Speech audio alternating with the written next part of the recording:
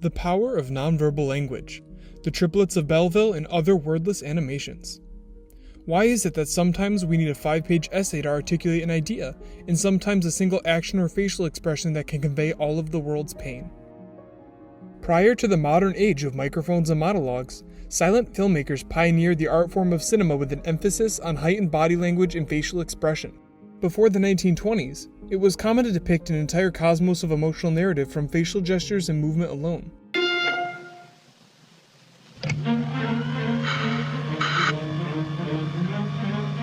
As presented in the animation The Triplets of Belleville, little to no dialogue is actually needed to deeply move the audience or to illustrate a powerfully impactful story. While its premise is mostly comedic, within the film lies a tragic darkness, distilled only by the heroic gestures of righteousness, kindness, and love. Most of the narrative is conveyed through pantomime and song. Otherwise, it is through gesture and facial expressions that we are left to empathize with these wonderful oddball characters. Written and directed by Sylvain Chomet, this French animation was sensationally creative and tells the story of an old woman raising her grandson. In her efforts to stir his happiness, she observes his interests intently and, eager to support his aspirations, she presents him with various gifts that she believes will inspire or motivate his dreams. The stout little old woman is silent but adorable, her frowny little face always in active observation.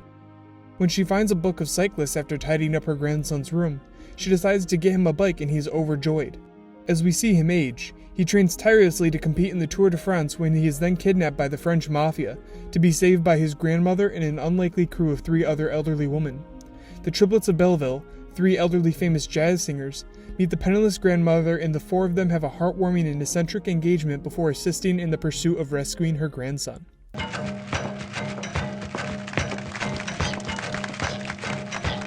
What makes this film so remarkable wasn't just the swinging jazz music, the eccentricity of the characters, and the unique animation style, but the sincerest quality of context conveyed in all its subtleties.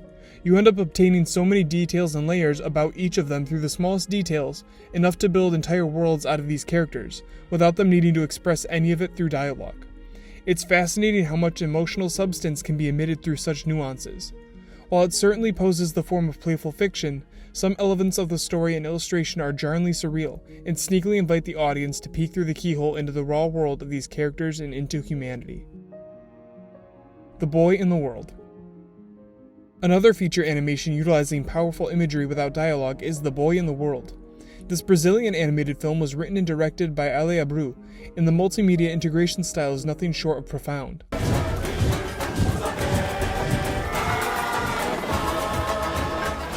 It tells the story of a young village boy in search of his father as he traverses faraway lands.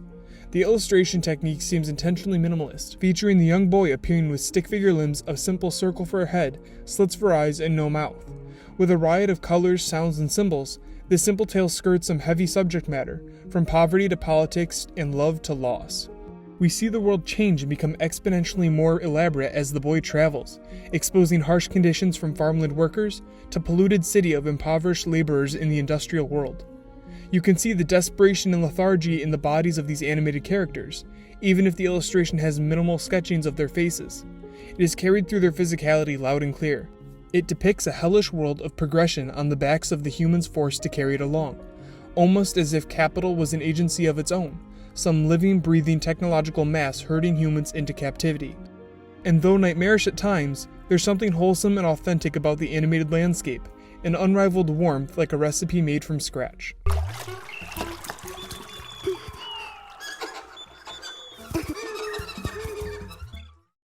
Burrow. This short animation stars an adorable little brown rabbit eager to create a home for herself. Embarrassed by her inexperience and amateur blueprint of her dream home that is more like a childish scribble on a piece of paper, she digs incessantly into the earth, disturbing the homes of several other animals. Aggressively busying herself out of pride and humiliation, all she really wants is to feel confident in her ability to provide herself a little burrow of her own without any help. After her frantic digging, she strikes water and must call upon others for help as the breach starts to flood the entire territory. Eventually, after swallowing her pride and accepting the help of others, she gets her cozy little home, disco ball included. Despite its length and lack of dialogue, it's yet another example of how motion and imagery can leave even more room for imagination in the viewer.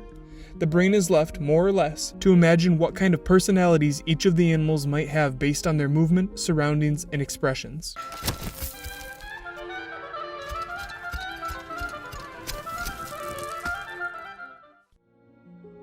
If anything happens, I love you. Another short animation, If Anything Happens, I Love You, heaves a heavy load as it boldly comments on the mass shootings of school children, emphasizing the consequences a tragedy like that leaves behind in the hearts of parents.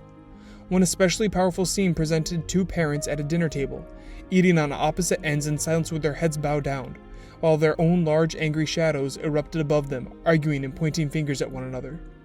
This kind of inner contrast is difficult to achieve in live action, but using these powerful images without words, an audience can really get a sense of the worlds within people that are otherwise muffled.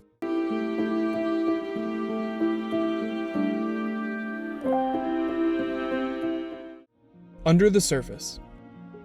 Nuances in nonverbal communication can be found in aspects of various cultures all over the world, and while gestures may mean something different to someone in a different environment, sometimes it's more effective to foster a language through gesture than words.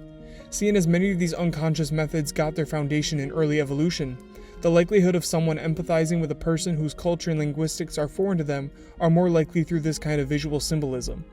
Where a picture might be worth 1,000 words, a frown, slumped shoulders, or a subtle smile might just convey an entire cosmos of a character's emotional lifetime.